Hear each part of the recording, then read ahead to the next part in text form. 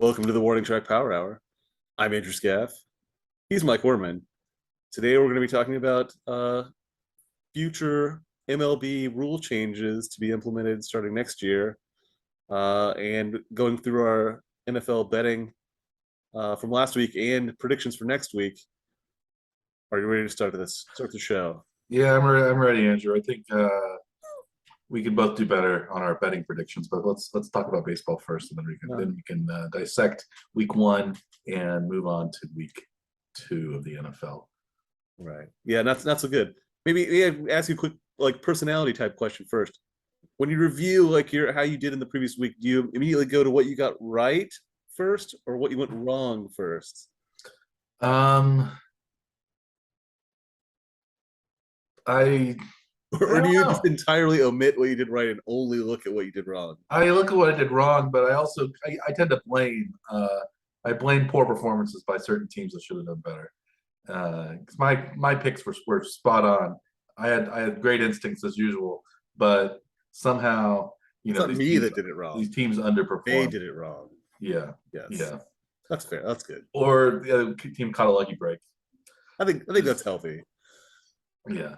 So I think my instincts were right, but you can't win. You can't win them all. That's why they play the games. That's fair. How about you? What do you you think about what goes wrong? Are you a pessimist? I think I think I, Glass half empty? I think I kind of simultaneously gloat about the ones I got right, and then then try to figure out how to do the fix something for the next time. And Yeah. I know football, like week one, I always don't tend to like to bet on stuff like that because It's hard to bet you week just one. don't Week one's know enough. always There's not enough information crazy. to really make accurate predictions. And You get things like last year, Green Bay got smoked by New Orleans, pretty good, and you have weird one-off results sometimes. So maybe that's the sometimes the case. Giants win against a team that's supposed to be pretty decent. Yeah, well, the Giants actually might be. Well, if they're in a bad division. Dallas's quarterback is hurt. The Eagles are the favorite probably right now, and the Eagles are still the Eagles. Right. So, you never know. The Giants in the NFC. The NFC is pretty weak. The Giants could be fighting for a wild card. You never know. If Saquon stays healthy, Daniel Jones starts to figure things out a little bit. They could be a decent team in the NFC. The NFC only has what, two, three good teams, Probably and we saw the Rams last week against Buffalo, did not looking very good. not looking so good. Um, Tampa, beat a very bad Dallas team, and now that very bad Dallas team is getting worse. Um, Potentially without way Prescott. worse. Yeah. Yeah. Um, Soul crushing injury coming during the first game. Green Bay looked terrible in their first week, but maybe that's just like they did last year. But they didn't look very good against Minnesota. Looked pretty good. Um, I will say my analysis on Green Bay was spot wrong though, right? the only team in the NFC West that won was the Seattle Seahawks, who everyone predicted would be the worst team in the NFC West by a good margin. So week Well, one they was a little bit team that strange. their quarterback went to. Yeah, they beat Denver, yeah, in a very strange fashion, but Yeah. Denver lost that game more, I think, than the Seahawks won. But still, it's a victory, and they pulled out a game that the 49ers couldn't. Um, the Cardinals got smoked by the Chiefs. The Rams hung in for one half, but then turned the ball over a ton. It was, yeah, the NFC is pretty open, so I think the Giants could be, or even the Commanders. One of those NFC East teams could be challenging for something. The Central, the Bears and the Lions didn't look terrible last week. The Lions were way down, but sort of came clawed back and almost beat the Eagles. So Yeah. um, you never know. And but a little bit better each week, I suppose. So week two, we should know a little bit more than we know week one. Um, but before we get to the NFL, we should talk about baseball, since the season's winding down. We've already heard some things that will be implemented next year. Actually, I've only heard that there are new changes you know what those changes are, and you're going to tell me about them. I have seen those changes. Yeah, let's see what you think of them. Yeah, and a lot of it is to do with the pace of play, and so there is going to be a pitch clock next season, more rigid. There are clocks in most Yeah, Major you'll League see Baseball them around. stadiums now, but they're going to actually be enforcing 15-second timer with bases empty for a pitcher to start his windup, Okay, and 20 seconds if there's a runner on base. on base. I like those change. I like that because I like to get the game moving, and also I think it wasn't just the pitchers being slow, but it was also batters being very deliberate and slow, and this forces. And so there also is a rule about that now too, where the batter has to be in the box and alert to the pitcher by the 8-second mark Ooh, I like in the that. pitch clock, so that or they can be charged an automatic strike if Mm. the pitcher doesn't deliver within the 15 or 20 second, depending on the base runner situation. It will be an automatic ball. Automatic Yeah. strike, automatic ball. How will those be counted in pitch counts?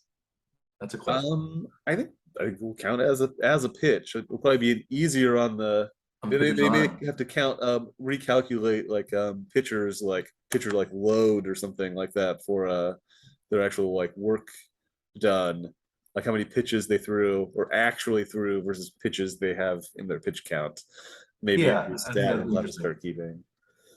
Or like a Um, strikeout, how would that strikeout count as a pitcher's strikeout, or will it count as a kind of automatic yeah, um, strikeout if something like that happens? there may have to be Or a walk, new categories for some of these things, right? yeah, of like walks, non-pitched walks, or I guess they have intentional walks that are counted. Non just automatic now too. And will that be a way to do an intentional walk? Will you be able to just not pitch and I the guess you time goes could. out and they already have the non-intentional intentional walk where they just signal to the catcher. They don't have to throw those. Right. Been in place for a few years now. They don't have to throw those uh, outside pitches every time, which I kind of miss. I like the ceremony of the intentional walk. Yeah. I Especially know with it, somebody who's like totally rattled and and that's like can't hit the mitt even from like a standing position. yeah, and that's one of those things that people say gets slows the game down, but it doesn't really. It's Not more really. of a each one of those intentional walk pitches probably takes about 5 seconds to do. It's not like it takes a long time Right. thinking about it. Right. So But I would baseball bring never back. really wants to address the thing that actually has added significant time to games, and that's because they're all televised. They all have advertising. Yes. That's what's really added time to the games. The games themselves, I don't think, are any longer than they've ever been. Well, I think batters hit more foul balls than they used to. I think uh, I think fouling pitches off and working high pitch counts is trained more into But batters than it used that's to be. been So there were always guys that did that. yeah, but I don't But think really, that's what's added the common. most time to it is advertising break I think that's in true too. between There's a lot of any like commercials. on-field things that they do at the stadiums. Yeah, those on-field things that do at the stadium are really annoying usually, and I wish they would have. I guess some kids sometimes like them and stuff like that, but Yeah. I just think just get on with the game. So additionally to the pitch clock itself, there are a few extra rule changes to do with throwing to base runners to trying to attempt pickoffs. Hmm. It's now limited to 2 pickoff attempts. If they try a third time and do not get them, the base runner is awarded the next base automatically. So if they try a third time and do not pick the guy off, That base runner automatically. automatically goes to the next base. Yes. Okay, I like that. I like that. I don't like too many pick. I like to encourage stolen bases. I like not Yeah. too many pickoff throws. I like throwing it to the batter rather than throwing it to first base or second base or third base or whatever they're holding them on. Usually it's first base. Um, yeah, I like that rule. Not because that will encourage base runners to be bolder and yeah, I think it has a little bit of strategy in it too. So you're not going to, especially with the pitch clock included in that, you can't just step off the rubber and throw. It's. I think that's a good idea. Yeah, so they can step up and throw within the 20 seconds if there's a runner on. If they step off, the clock does reset, but they only get a certain number of disengagements, like per pitch. I see. So they still are trying to limit that Oh, good. that side of it too. So like those at bats with a guy on base shouldn't last forever. Like they can do, they tend to do more so in the playoffs than they do in the regular season games. But I think this is a good change to keep the game moving at least. Mm-hmm. So there are they are keeping the 5 mound visits per game per team rule. Okay. It looks like they are adding a potential 6th visit for the 9th inning. Okay. If they have not already used their 5, they'll get a 6th for just the 9th inning. So that's not really adding too much time. No. And it does so the umpires will have some freedom to award additional time. Say like the example that MLB gave is that if a catcher were to be thrown out on the bases to end the previous half inning, they will provide some extra time to let the catcher like get his gear on to get back behind the plate for the beginning of the next inning. Okay. So they're not going to enforce the rule like that strictly for that Nice. part of the game at least. Yeah, umpires and catchers always have a kind of a rapport with one another though too. So Yeah, that's good. typically yes. They're always What I think are maybe the bigger changes, though, is they are officially banning the defensive shifts, and so they're going to have each team. The defensive team will have to have 2 defensive players on either side of second base, and they have to have both feet on the infield dirt. This is the new rule for next time. So I like that too. That shouldn't, because batting averages have gone way down. But it's just a world of home runs and walks now, and maybe actually having a world where hits are back as part of baseball. Base running, not stolen bases might be part of it again. It brings baseball back to maybe the 1970s, 1980s right, style of things. But when we were young and before we were young, when baseball really was the most popular sport in the country, and I think that's good because speeding up the games, getting more action on the bases, that's I think more exciting. Even home runs are exciting, but there's so much dead time around home runs, right.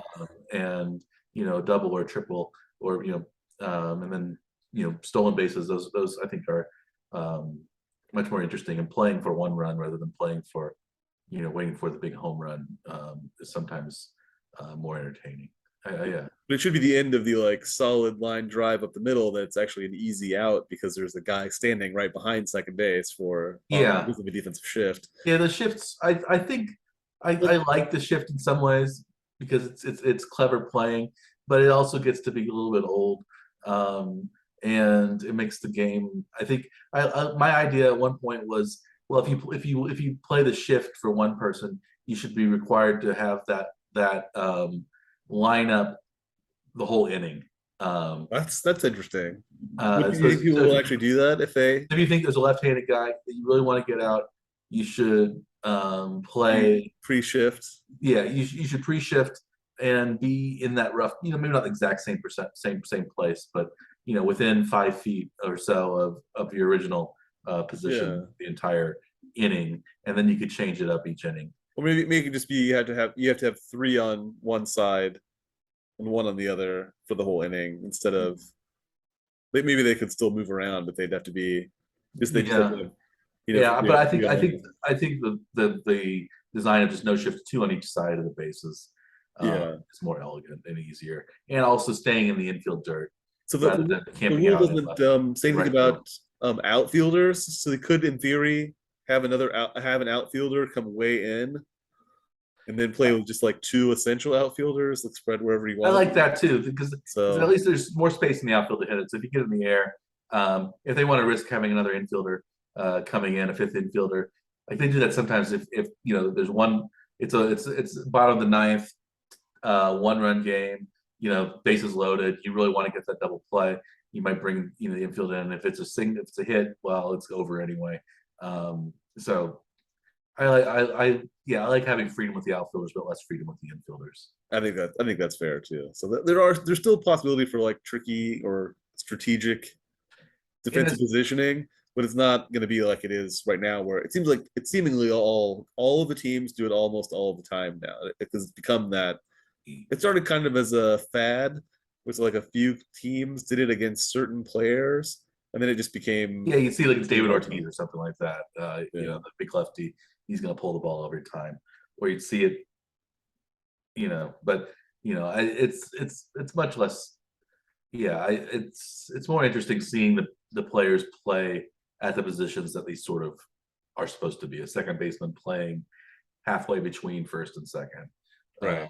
or maybe closer to the base or something, or a shortstop kind of halfway between second and third. Right. And And not halfway between first and second in shallow right field. yeah, They would yeah, do that sometimes too. I thought that was funny. yeah. But You it want has somebody, like the shifts have really, I mean, more or less neutralized the ability of a left-handed hitter to do almost anything to the right side of the infield. yeah. If you want somebody in shallow right field, well, push the right fielder down and push the center fielder over into right, and then you can move. I guess you could move the left fielder up into center, and you can move. Yeah, you can switch the outfielders around and do some of the same things that shifts do.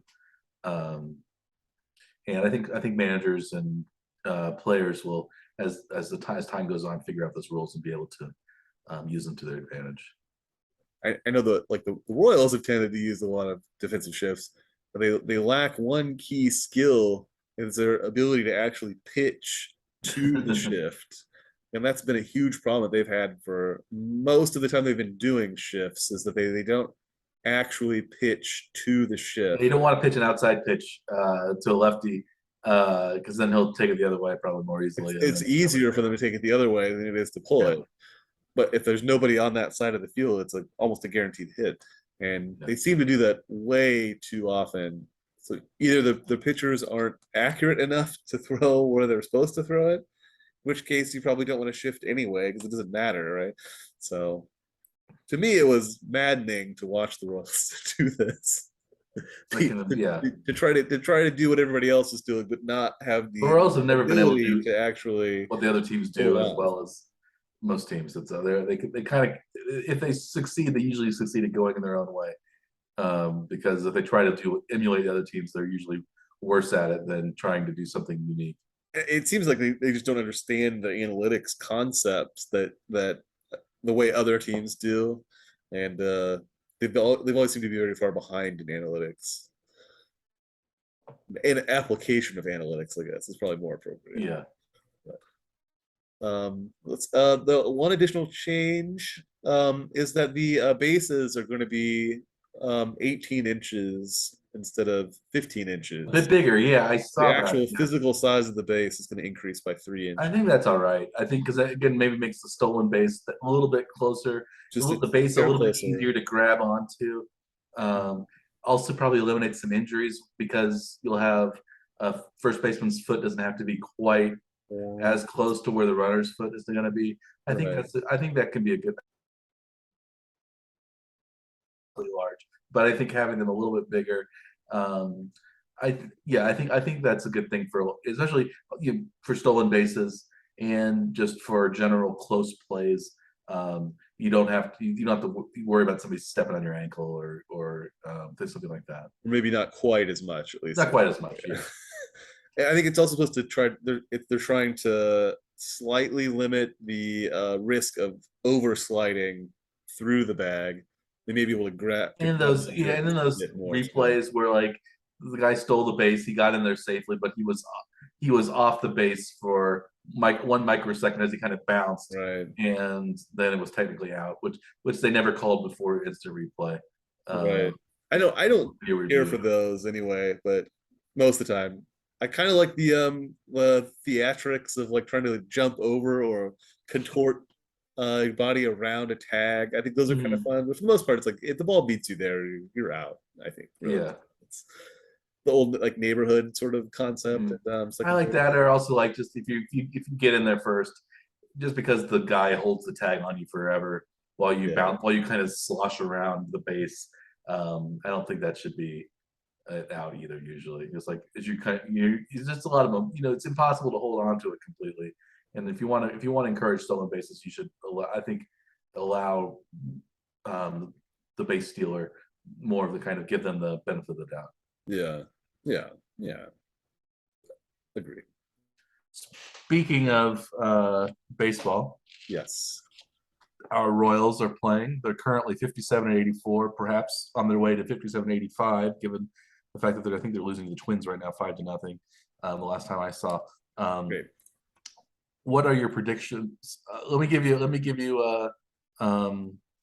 a end record for the Royals, and you say if they're going to be over that or under that. So they're 57-84 now. They have 21 more games.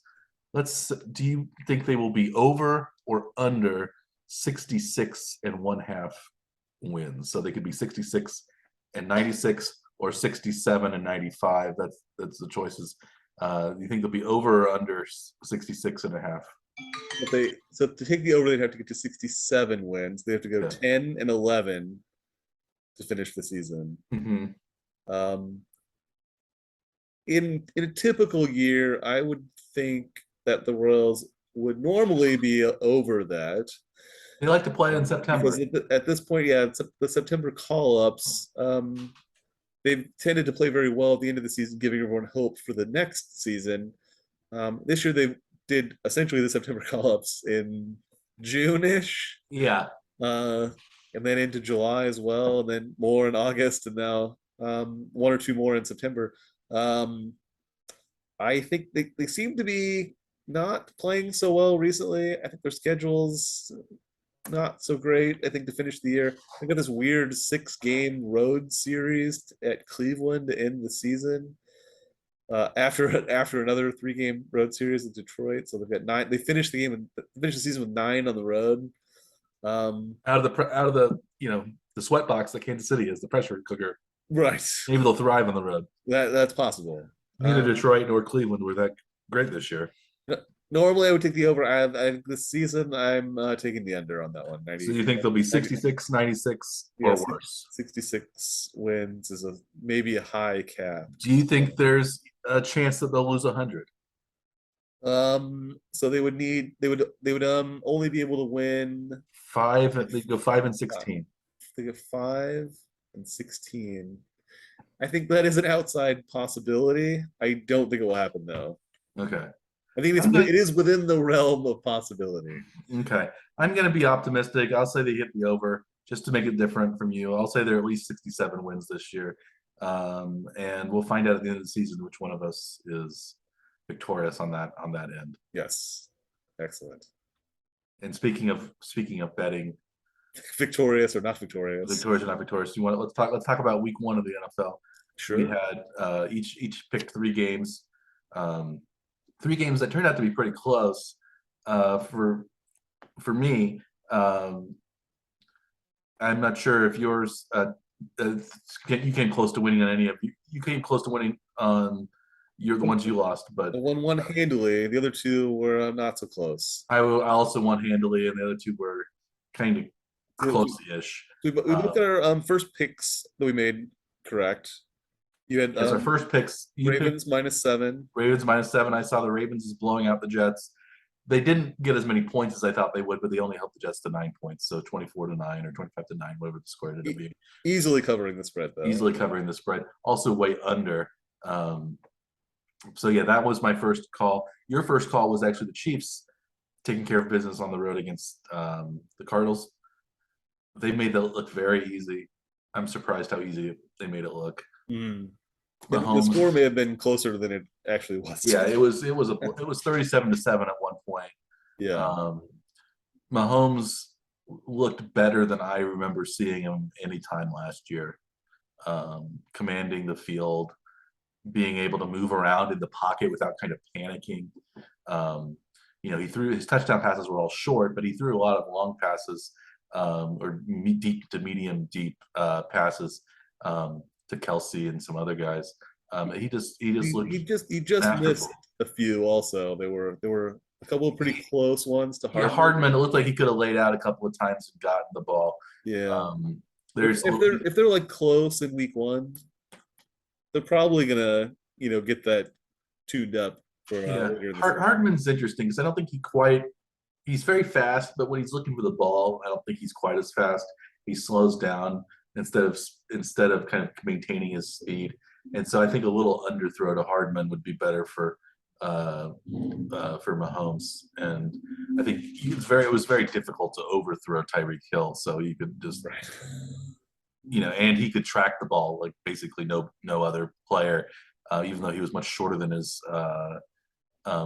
defensive counterpart. He could still, find the ball, leap over that person, get at the highest point. It's one of those things that he was remarkable at. But um, I think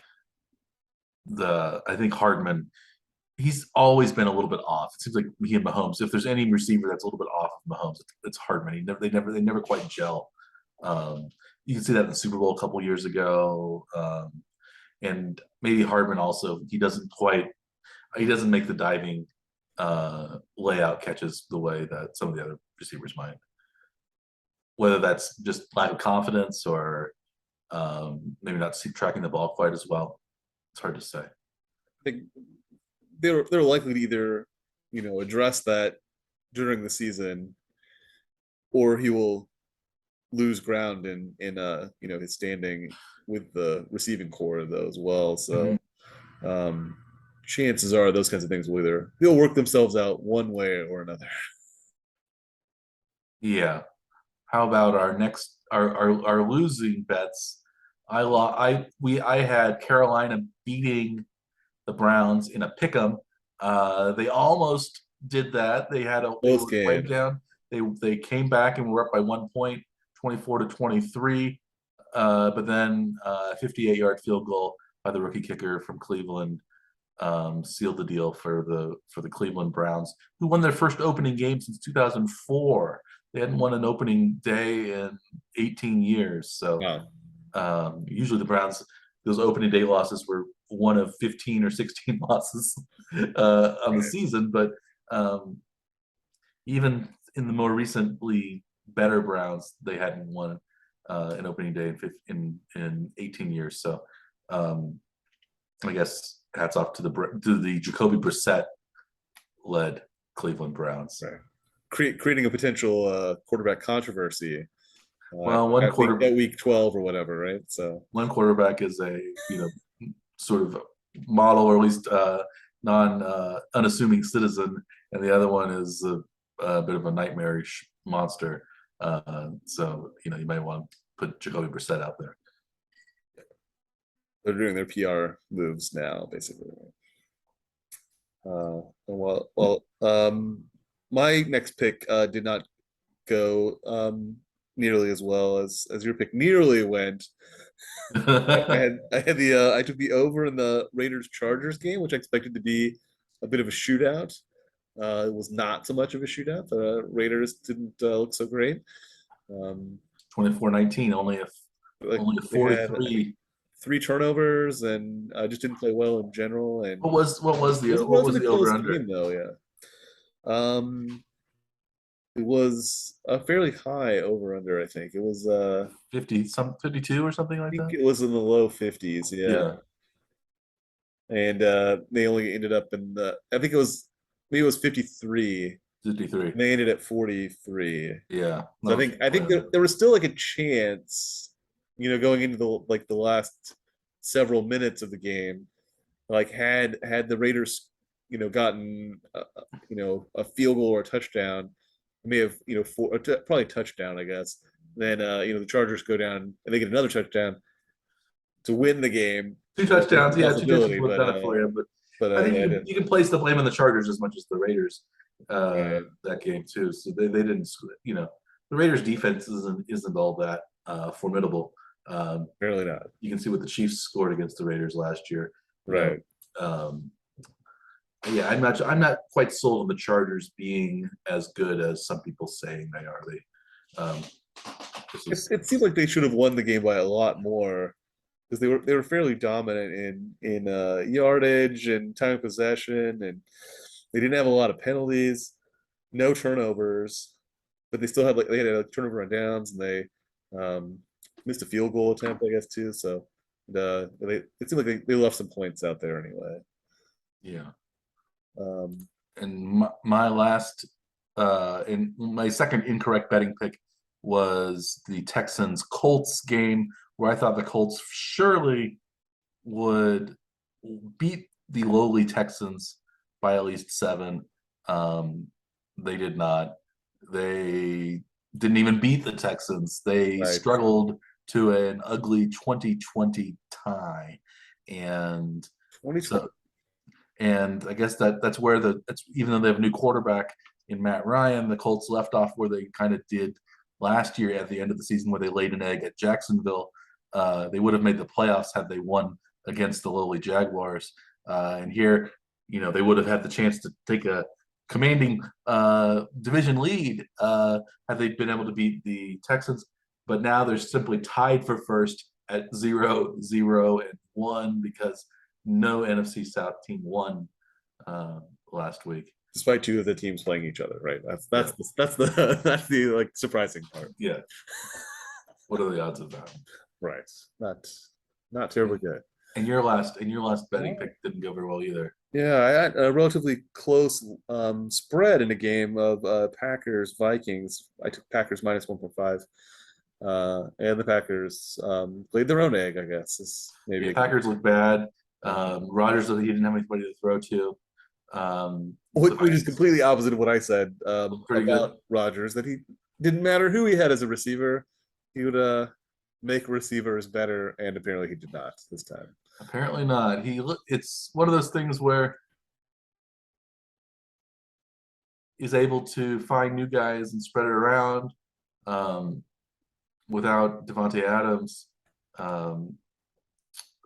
Rodgers didn't do so well, and with Devontae Adams, I guess Derek Carr didn't do so well, but that was more on Carr than it was on Devontae Adams, who had a big game. Yeah, and Jordan Love even made an appearance in that game. My favorite. It was a 4-5 for 65 yards, so Ooh. much better QBR than Aaron Rodgers for the game. Is there a quarterback controversy in Green Bay now? Ooh, good question. Probably not. I still think you keep Rodgers in there, yes. In 3 seasons, perhaps, but still probably not. How bad would Rodgers have to be replaced for a start? Oh, if he's not hurt, Right.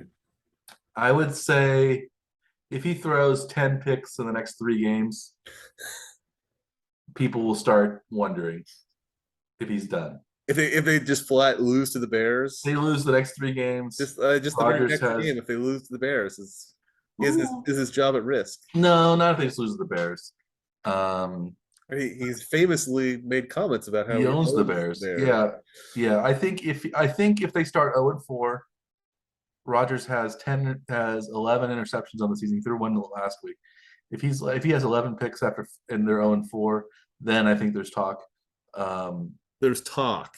Yeah. Not action, but there's talk. Yeah, there's talk. I don't think there's action. Although, because again, why would they really wanted Jordan Love in there. They drafted him to be the quarterback of the future. And, Rodgers, if he does, again, I don't see this happening at all. But if that were to happen, I think Rodgers would be pretty irate. And there might be a bit of a cooling off period and having Love step in. But, especially, or if Rodgers doesn't do very well, maybe gets hurt during a game, Love comes in and picks up the slack and brings the team to victory. Right. That might also lead to a quarterback controversy. But again, it's just a controversy. Yeah. It's not an actual replacement. Right? I don't really think there's any way, but but it would take like 3 consecutive Joe Burrow type performances from week 1, where Burrow threw 4 picks, had a fumble. If he had that many turnovers, and Love is just standing there still after 3 games, 4 games, maybe, and especially if he looks pretty good in mop-up duty like he did against Minnesota, maybe we do something about it. But very, very, very unlikely. Yeah. The 2-time reigning MVP is not probably going to fall off a cliff that fast. No. Well, an active MVP, right? Wasn't he MVP last year? Yeah, 2-time. I said, yeah. Yeah. No, but I mean, but the reigning even. Right? Yeah, 2-time reigning. Yes. Reigning. Yes. Okay. There we go. Yeah. So do you want to get into this week? I don't think we'll have time to discuss the Chiefs Chargers. The Chiefs were opened at -3 over the Chargers. Now it's -4. I like the Chiefs at least by a field goal. -4 is a little bit tougher, but it's a Thursday night game. Anything can happen. But I think we're both going to steer away from the Thursday night game, and instead look at some Sunday and perhaps Monday matchups. But it's not, maybe I would maybe just mention though too, like they are still looking at, I guess McDuffie did get is a hamstring injury, ended up landing him on the IR. He's So on the IR. Yeah, they brought in yeah, DiCaprio Boodle, your cool. favorite, Yeah. back on the practice squad, so he might see some action in the next couple of weeks. And Harrison Butker may or may not kick next week. Yeah, he was did not practice today apparently. So they're Yeah, they brought in a guy named Amendola as the who won what they called a 6-kicker derby in practice, and he was the winner of the 6 kickers. And we'll see if he ends up playing or if Justin Reed simply comes in, and perhaps Justin Reed's gonna handle the kickoffs anyway. Who knows? He's pretty good at that. he seemed to have enough leg to get it touchbacks. I think all but one of the kickoffs. I think was just I think there were 5 out of 7 he had touch. He had Yeah. touch. Oh, was there a second one? Okay. Yeah, But that's not bad at all. it's a very high percentage. Really, if you can get it into the end zone, that's pretty good. It is good. Yeah. So we'll see how the Chiefs play against the Chargers. By the time this gets put up, probably we will know the result of that game. And I hope it will be do you have predictions for that so we can? I think the Chiefs will win. I think the Chiefs and Keenan Allen is probably going to be out for the Chargers. So offensively, they're going to be a little bit more limited. They have pretty good. They're pretty deep. Keenan Allen is kind of injury prone anyway, so he's out a lot. I think the Chiefs will win. How would you 34-24, I would say so. you'd expect them to cover the spread? I expect them to cover, and yeah. it would hit the over. 34-24 would be over the 54.5. I think Mahomes line. will have a little bit of a statement he wants to make against Herbert, who's been the kind of critical darling of late, despite not really having any team success in his first couple of seasons. Yeah, I think there's a bit of a chip on Mahomes' shoulder this year, and I hope he can continue playing as well as he did in Phoenix. And I think, like I mentioned last week too, I think with the Chiefs' schedule, I don't think they're looking to take any chances with games, and the gentlemanly scenario I think is out. Yeah, Thursday night games are always crazy, and sometimes the road team actually does better on Thursday nights. The Chiefs have lost Thursday night games before to the Chargers, so it's one of those things where it's whack. It's like week 1 of the season. It's really wacky on those Thursday night games. Well, last year they were pretty lucky. They had their Thursday night game in week 1, so they didn't have to deal with this, later in the year. Yeah, but it is nice to get that Thursday night game out of the way fairly early. Yeah, 2 years ago they had Thursday night game. It was after the Super Bowl win, I guess. Yeah, last year I can't remember who the Thursday night opponent was, but it was it the Chargers again? I don't know. But they any games on this week's Sunday slate that you're interested in for betting purposes? For betting purposes, a lot of interesting lines, a lot of big spreads. Much bigger spreads. And some perhaps really low over/under numbers too. Some low over/unders. Yeah. Some big spreads. I'm right now. I think the big spreads I'm attracted to a little bit more. There are kind of some bad teams playing other bad teams, which makes it more difficult to predict. Yeah. So my number 1 pick, I think, is again, we saw the Broncos lose in kind of silly fashion against the Seahawks on Monday night, where they had a minute left and they decided to kick a 64-yard field goal rather than try to get it closer. there was a 4th and 5. You got your big quarterback Russell Wilson. You think you can make, let's say you're 50-50 on the 4th and 5. You're probably much less than 50-50 on the 64-yarder. And with that much time, they wasted seconds, they wasted timeouts. Nathaniel Hackett, is it Nathaniel Hackett? The son of Paul Hackett, Nathaniel Hackett, the son of Paul Hackett, the former Chiefs offensive coordinator, much maligned Chiefs offensive coordinator. I think just being his son should have ruled him out from the head coaching ranks immediately. But the Broncos decided to bring him in. I don't think he's going to be a very good coach, but mainly because I didn't like his dad.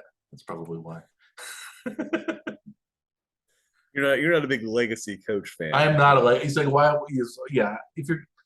not a legacy person. Just because you're the son of a former coach doesn't mean you're going to be a good one. And if you're the son of a bad coach, I think that doesn't make things even any better. There are a lot more Mike Shula's out there than there are Kyle Shanahan's. I guess we could say Kyle Shanahan's a pretty good coach, but Mike Shanahan was a pretty good coach. So, is it the same mentality for political decisions then too? Yeah, Marty Shaw. I would say I'm not a legacy fan in general. I don't want to vote or pick the doltish son of a former scion. You prefer the meritocracy concept than the I suppose so. legacy concept. Yes, and your football coaching. Yes, I'd say especially football coaching. I think politics is boring enough. If you want to run and think of yourself as that important, just do it. At this point, it's hard to make things worse than they already are. But of those high spreads, I like the Texans at +10. I don't think at Mile High, the Texans looked a little bit surprisingly spry against the Colts. I think the Colts are a better team than the Broncos are, and I think 10 points for the Broncos at home, especially coming off that loss to Seattle that they should have won. I don't see how they cover 10. I don't think 10. I think they might win it. They probably will win it, but I don't think necessarily they'll cover. 10 points is a lot of points in the NFL. So I'm looking at those 10-point games primarily. Texans +10 is your first pick then? Texans +10 is my first pick. What is your first pick? I kind of like your mentality here. I think I may apply that to another game. But I don't know if I like it as much as that though, too. The Green Bay Chicago game. I think I'm rooting for chaos here because this isn't real money, I guess, anyway. I may take the Bears at +10 against Green Bay. Oh, good. That was one of mine as well. Am I allowed to keep that, or do I have to pick 3 different games from you? I don't think so. I think you can do whatever you want. Okay. That was my third pick, but I'll move it up to second in my lineup. I also picked the Bears +10 because the Bears look pretty good. They beat the 49ers. The 49ers, I think, are a better team. At least they could be a better team than Green Bay. The quarterback situation for the 49ers is very iffy. I think they have a better chance to win with Garoppolo than they do with Trey Lance. Just kind of, I think Trey Lance is a little bit of a Jordan Love type, but maybe he'll come around. But I think the team around Aaron Rodgers is not nearly as good as the team that was around Trey Lance. I think perhaps Kittle might be back next. I guess it doesn't matter for this game. He's a 49er, but I think the team, the 49ers team, even though they lost their first game, is probably in better shape than the team of the Packers, although the Packers are in a much weaker division, we think. So, but anyway, I think the Packers beat the Bears, but I don't know necessarily if it's going to be plus 10 either. Right. That's what I mean. And I guess there were some pretty poor field conditions for that Bears 49ers game too. There was a lot of rain at the beginning prior to the game, and the field was apparently partly underwater to start the opening. Ooh, that's an ugly Sunday night game. Two ugly Sunday nights in a row. Looks like Yeah. because the Cowboys underperformed woefully, and now we have a Packers Bears matchup that's also pretty unappetizing. But Right.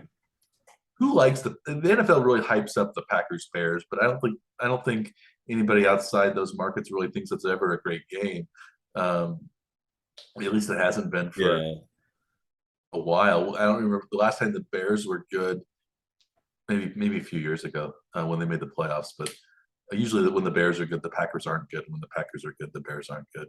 And usually the Bears aren't good. So It's been a while since they've been actually good. At least, yeah, they had one fluke season in Matt Nagy's first year. Right. They went 12-4, but I still don't see the Packers as winning by a lot. The over under 42.5, that's very low. I might think it might slip under, but I think I'd rather take the Bears at plus 10 as well. All So right. we Make that your second pick then. my second pick. What is your second pick? Are you gonna pick one of mine? Maybe I'm going to steal another one of yours. I just don't know what they are though. So, I think my next pick, with Dak Prescott's injury, I don't think the Cowboys are going to be putting up much of a fight against the Bengals, who are probably going to be fairly upset after their Week 1 performance. I would take the Bengals minus 7.5 at the Cowboys on Sunday afternoon. Okay. If you had taken that a few days ago, you could have got the Bengals at plus 2. That would be a pretty good. But when Prescott was hurting before, when Prescott wasn't hurting before the Cowboys revealed themselves as a perhaps not very good team when they played the Buccaneers. Yeah, it's gonna be Dallas without Dak Prescott. Burrow wanting to make amends for his pretty woeful performance against the Steelers. Yeah, I think that's a good pick. But I don't know. 7.5's a lot, but on the road. But I don't think Dallas is going to be very good. I think the fall off from okay to bad is pretty steep for the point totals. Typically, you know what I mean. Yes. So how about your third pick? There are some of these plus these 10-point games that I'm looking at. The Bills are favored over the Titans by 10. I don't know if I want to go there. The Rams Falcons game is also the Rams are favored by 10. I don't know if I want to do that one, but one that I think might turn out in my favor is the Seahawks at the 49ers. The Seahawks coming off a victory over the Broncos, one where they ran the ball well, they didn't turn the ball over. Geno Smith had a pretty decent game. And they're playing a team that doesn't really have a great quarterback right now in Trey Lance. And as I said, Kittle might be back, which would help the 49ers, but I still don't necessarily see them winning by 10. It's a division rivalry, Seahawks-Niners at San Francisco or in Santa Clara. Yeah, I don't know if the 49ers, I think it's going to be a defensive struggle. I don't know if the 49ers are going to put up enough points to cover by 10, even if they win with Lance back there. So I like the Seahawks at plus 10. Over under for that game is only 42.5 with a 10-point spread. So they're really not expecting a lot of points from Seattle in this game. No, there would have to be 10-point spread, 26-16. Right. Would be just under. Just under. Or 27-16 would cover both. Right. Over and cover the spread, 27-16. I could see that happening, but I could see it. I think I see it more as a 24-14 game, something like that. 24-16. Some weird 18 points. Some Seattle's going to get points in some weird way. They're going to miss some extra points, or there's be a safety. Nine safeties. Yeah. So 10 points is always a lot. So I would say I'm gonna say that I like the Seahawks at +10 for my third pick. A lot of underdogs on big spreads. That seems to be That's what I'm going with your right now. key to victory for week 2. That's my key. For my third pick, I looked at a couple of different games. I thought about the Cardinals Raiders game. Raiders is at -6. Mm-hmm. I was thinking about the Cardinals covering that, but I think I'm gonna go a different way though. I kind of like this Patriots Steelers game. I don't think much of the Patriots, and they're actually favored in the game at Pittsburgh. I think I'm gonna take the Steelers at +1.5 The Steelers at defense is looking home very good. at home against the Patriots. Although TJ Watt perhaps tore his pectoral What is true? muscle and is not going to be playing. Does that change your? I don't think so. I don't think the Patriots have any offense. So. Yeah, I don't think Mr. Trubisky is any worse than Mac Jones really as a quarterback. I think the Patriots going to be. I mean, the Pittsburgh's going to be at home. Patriots on the road. Patriots usually start slow in September, even if they turn out to be good. September is usually the time to beat them before they kind of gel. So yeah, I think that's a decent pick. It wasn't one of mine, but I think that makes sense to me.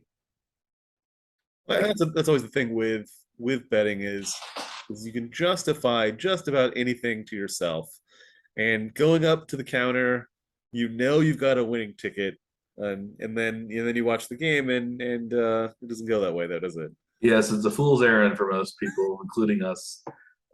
So we'll see if we can buck that trend this time. Those big spreads. That's what attracted me today, because I think NFL games, they want the games to be close. Right.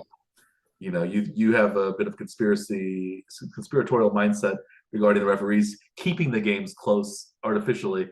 So maybe we'll have some of that. They need some close game. We had a lot of close games last week.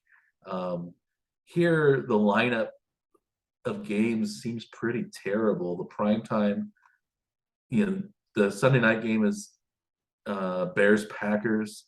Neither of those teams seem that great so far. Historically, they have had decent matchups there. Yeah, it is a big rivalry game. It is a big rivalry, but it's a very regional game though. Also, yeah. The Cowboys Bengals was the national game on CBS. Now that looks pretty bad. Are they going to switch to Cardinals Raiders, or is it still going to be Bengals Cowboys? The Fox 4 o'clock games look a little bit less rosy too than they did because the Rams and the 49ers both lost. So it's one of those, and the Falcons don't look very good. Titans Bills maybe on Monday night, Vikings Eagles on Monday night both look pretty good. Although the Titans didn't play very well last week, but so it's the Sunday matchups are seem a little bit weak, I think, in terms of interest, because the best game of the week seems to be definitely the Thursday night game, the Chiefs Chargers, and then the Monday night games are pretty good too.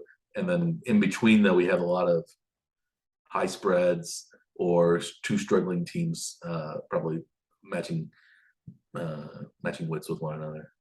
It doesn't help that there are a lot of pretty mediocre to bad teams seemingly in the NFL right now. Yeah, a lot of it seems to be in the NFC especially, but some of those AFC teams, one of those games that might turn out to be bet. I was thinking about betting. Was a little bit lower. Was the Giants Panthers? Giants were favored by 2.5. The Giants look pretty good against the Titans. The Panthers lost, so I thought maybe the Giants might cover that. That would be my fourth game probably. Giants +2, Giants -2.5. I could talk myself into the Giants making a wild card run this year because of the NFC being so bad, because Dallas is likely much worse than they would have been otherwise. But I like. I'm comfortable with my picks. I think I've got a winner. I think I've got a winner this. 3 winners this week. There you go. Just a like Although since we picked the same last week game, we each had a winner and yeah, we two won and two. losers. Although we picked the same game, the Bears +10. That means probably both of us are going to lose that one. Right. Probably. It does make it harder for us to differentiate our scores from each other. With one of them being the same pick at least anyway, but I think it's fine. We had not talked about those ahead of time, so and to be clear, I made my picks on the fly too. So I had these written down ahead of time. I did not know. I did I not. did this about I did them about a half hour before we went on air. I also, well, before we went on air, I came up with a trivia question, or two related trivia questions, both involving Patrick Mahomes and his father, Pat Mahomes. Pat Mahomes Senior and Yes, Pat Patrick Mahomes, the Mahomes older, the too. older Pat Mahomes. I don't think it's Patrick Levon Mahomes is the quarterback. I don't know what Pat Mahomes' full name is. It's only listed as Pat Mahomes on Baseball Reference. Um, We'll get but our team on that one for next show. my question is, which Mahomes has more wins in their Ooh. career? Is it Pat Mahomes' father was a pitcher. Pat Mahomes' father was a pitcher? He pitched for 11 years in the big leagues, primarily a reliever, I believe but he was more of a relief pitcher. That's just off of memory. mhm, he's Who pitched has much long. more wins? So Patrick Mahomes, the son, has a pretty stellar NFL record, but many fewer games per season. Mhm. Football. And many fewer. Hmm. I think I will go with the Patrick Mahomes too, the son with more wins. Patrick LeVon Mahomes has a 51-13 quarterback record through his season so far. Pat Mahomes, the pitcher, has a 42-39 record. So Patrick, the quarterback, has one more games than Pat, the pitcher, won. So you are correct there. 42-39. That's Can very you cool. just So they just recently, I mean, recently within the last 6 months or 10 months, I guess, passed his father in victories. So. yes. Um, Pat Mahomes, the pitcher, I guess it seems like a very average reliever. His career WAR is .1. Wow, Um, that's got to be pretty challenging to be that close to zero after both yes. seasons. That's pretty impressive. um, how many? I mean, as I said, Pat Mahomes, he was a starting pitcher at some points in his career. How many do you think Pat Mahomes, the pitcher, started more games than Patrick Mahomes, the quarterback, Ooh, or was Patrick Mahomes the quarterback started more games? so Patrick Mahomes, you said is 42, Pat Mahomes Sr. is 42-39. and it says Patrick Mahomes is 53 and 17, 51-13. 51 and 13. Okay, so that would be So one and a half full baseball seasons of starts, about yeah, 30 starts in a season. so Mahomes has 64 careers. Patrick Mahomes, the quarterback, has 64 career starts. Right. And Right. Pat Yeah. Mahomes And makes so that'd be basically just right at 2 seasons full starts for a mhm. pitcher. So if he started, yeah, for like the first 3 years of his career, off and on, he would probably get there. Um, I don't remember him being a full-time starter though. I think maybe he just made a few starts here and there. Mostly, maybe he had a season with full start. I'll say he is under his son's number of starts. You are correct, but it's very, very close. Pat Mahomes The elder started 63 games. Ooh, wow. And So that so just Patrick Mahomes just passed Pat Mahomes in the on number of games started. on Sunday, Yeah. but not. And will Patrick Mahomes, the son, reach the number of appearances games appeared in as his father? He would have to have a Tom Brady-like career. Um, his father appeared in 308 games. Right. So it would take 20, almost 20 years of starting Right. for him to get to 300. I guess you include playoffs and stuff like that. But But it's possible, but would you take the over on that?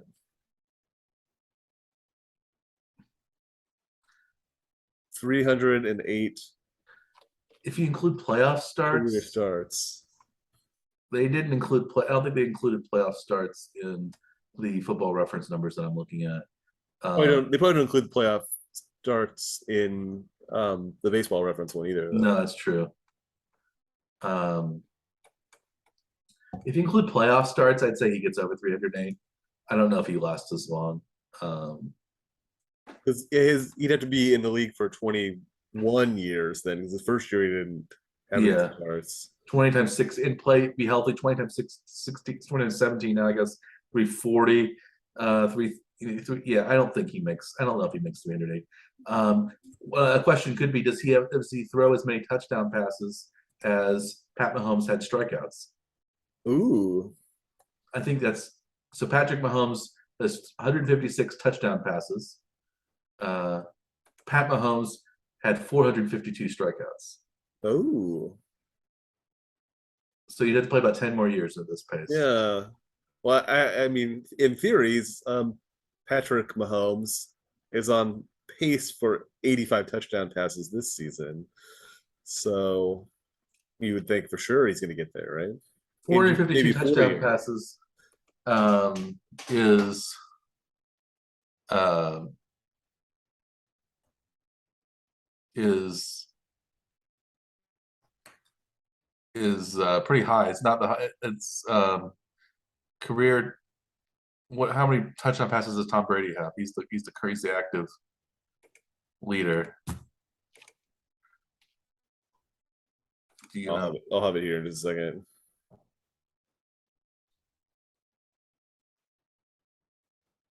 All-time career passing touchdowns. Tom Brady 625 625. So in 23 seasons.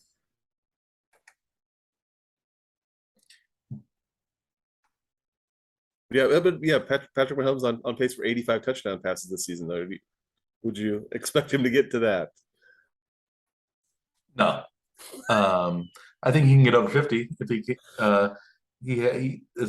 he had a hot start and he's got 17 games to do it. He's got a cushion of 2. He just needs to average 3 touchdown passes every game to get to 51.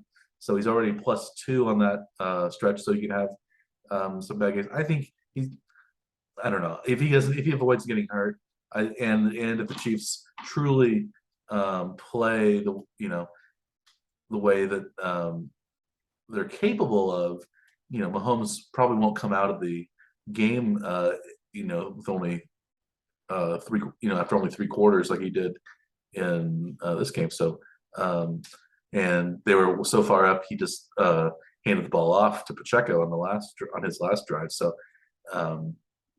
if the games are a little more competitive, I could see him averaging 3 coming on the way out. Yeah, that's not. I don't think that's certainly not out of reach. Not out of reach. He would you need to get to 55 for the NFL record for touchdowns in the season. Although he is already second. He already has the second highest single season. He tied to that for 50. Yes, yeah. Brady had a 50 and Mahomes had his 50. Right. And with 17 games, you have 1 extra.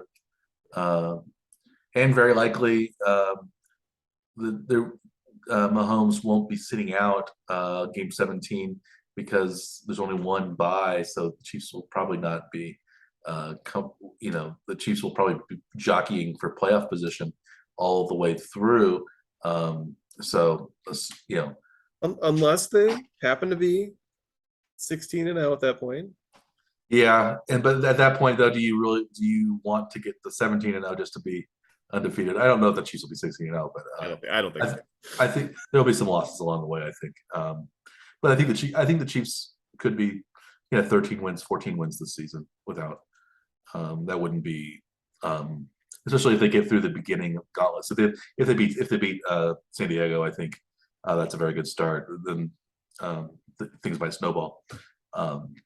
But they play Buffalo, they play Tampa, they play at Indianapolis. They play some hard games this year. Plus the division is tough.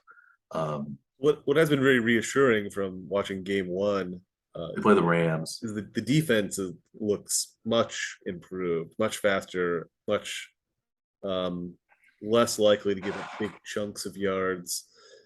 They seem to be tackling more accurately. This is a very nice change from the last couple of seasons to see Week 1 defensive game. Yeah, they played well. And the score was only close because the end it didn't really matter. And there were a lot of substitutes playing and stuff. So yeah, I'm optimistic about the Chiefs' chances this year. This first game, okay, this is the first game though. You never know what's going to happen after the first game, but they played well. They played well, better in their first game than they have in a while. Even they've been winning their opening games, but it's been a struggle sometimes against. They've struggled against the Chargers opening up. They struggled against the Browns last year. The first game, the Jaguars win wasn't. This is one of those things where this was a comfortable victory on the road, and yeah, looking to get home. Hopefully, this might also be the best time to catch the Chargers, since they're on a short week coming up. With some banged up players.